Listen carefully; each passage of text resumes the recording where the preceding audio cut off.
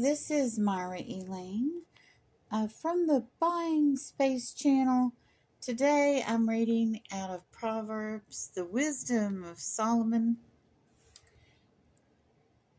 starting in verse 12.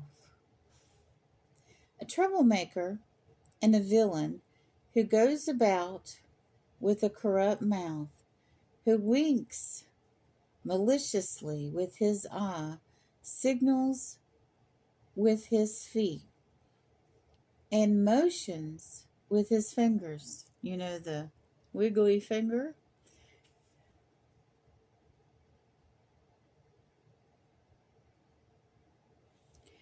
Who plots evil with deceit in his heart. He always stirs conflict. Therefore, disaster will overtake him in an instant. He will suddenly be destroyed without remedy. These are 6 things the Lord hates, 7 that are detestable to him: haughty eyes, a lying tongue, hands that shed innocent blood, a heart that devises wicked schemes, feet that are quick to rush into evil, a false witness who pours out lies, and a person who stirs up conflict in the community. These are pretty clear, but are they?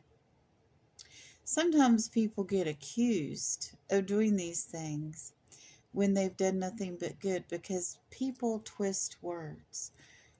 If a person makes a mistake, they haven't lied. They've made a mistake. Sometimes we say things that we think are absolutely true, and we're trying to help and educate people. But what we've said is wrong, because nobody's perfect. We all make mistakes. But then to turn around and call that person a liar when they've only made a mistake is wrong. But rest assured, if you think one of these people is a liar, just sit back and watch. Sit back and see if God blesses them or if they're destroyed.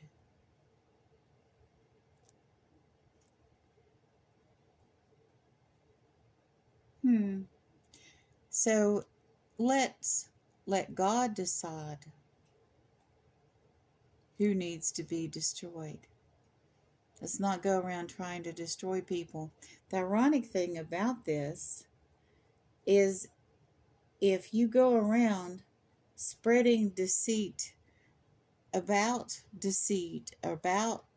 tell lies to point out somebody else's lying, whether they are or not, you're also spreading deceit and lies. You're also causing conflict. So maybe it's time to let God judge people. Also, I wanted to read an additional verse this morning. I will also read this later on. But this verse came to my attention today. This is Proverbs chapter 17, verse 5. Whoever mocks the poor shows contentment for their maker. Whoever gloats over disaster will not go unpunished. This is being aired and recorded on October 31st. Food stamp benefits in the United States are going to be not available probably for the entire month of November because of a government shutdown. I'm not going to go into the politics of the situation, but I will say this. I've seen many posts already on social media before the month that contains the United States Thanksgiving. During a month, people save up and put away holiday presents that they're going to use in a celebration for the birth of Christ, to give their children hope. And they won't be able to do any of that. And they're in horrible situations. Yet I see somebody posting, "Oh, I've never been on public assistance. Why don't all of you all go get a job?" Not everyone can go get a job. It was a white gentleman from a very white county, a very white state, that said that. God help him. Because it says right here in the Bible, whoever gloats over disaster will not go unpunished. This man was gloating that he'd never been on public assistance. That's exactly what this verse says. I've had times in my life, not right now, that I've had to be on food stamps. And I've also had times in my life where I made decent money and I hung around with rich people. I've had times in my life where I worked as a public assistance specialist for the state of Florida, and I've worked as a probation officer, and I've volunteered as a guardian ad litem, and with the We Can project for children that needed additional help. They needed that additional friend. And it's very stark to me still, even though this has been years ago, that the people that were asking for help really, really needed it. People get in situations they can't help. Now, have there been people abuse the system? Absolutely. And I can assure you that the government, the state of Florida, Department of Children and Families in Florida has many people on board to stop fraud. But they need to be employed.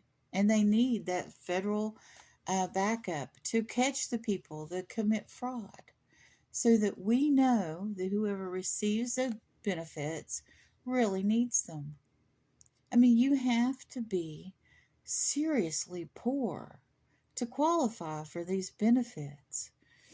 And if you're going around happy that children and elderly people and disabled people are starving, you haven't read a lot of this book. Please, this week, read Proverbs 17, verse 5, and think about what you're doing and saying. I've got a little extra food right now, and I'm taking it to my church, so my church can put it in their little food pantry or give it to the families in the church that are impacted by what's going on right now with our federal government shutdown. Do something to help, even if it's a little something. If we all do a little something, take a little bit of food out of your pantry that you know that you're not going to use, or when you do use it, you're not going to like eating it. I mean, people that have nothing will appreciate it. And, and if you're a little bit more well off than I am, go to the grocery store and buy some groceries that people would want to eat. Get some of those traditional Thanksgiving foods so your family and someone else's family can have a Thanksgiving. If you're that person that's never had to be on food stamps, that's always had a job, stop and think. Don't mock. Don't brag. Help. Because you don't know if you're going to have a job tomorrow. You don't know if you're not going to have a car accident or a heart attack, or something's going to happen to you tomorrow that you won't be able to work. And all those people in your community that know you bragged that you've never had to be on food stamps, what are they going to do if they have your same mocking attitude? They're going to mock you. I'm going to say, oh, so-and-so, you said to us, go get a job. Okay, you lost the feeling in half of your face, and your right hand doesn't work, and you can't work anymore. And now you need food stamps, maybe for the first time in your life. What in the world's going to happen to you if you don't reach out and help others and have a good attitude and not mock people, not be braggadocious? What's going to happen when you need help? The people in your church, the people in your community are going to know what you said when their maybe grandchildren were starving. Just think about that. But you all have a wonderful and blessed day, and be kind to everyone.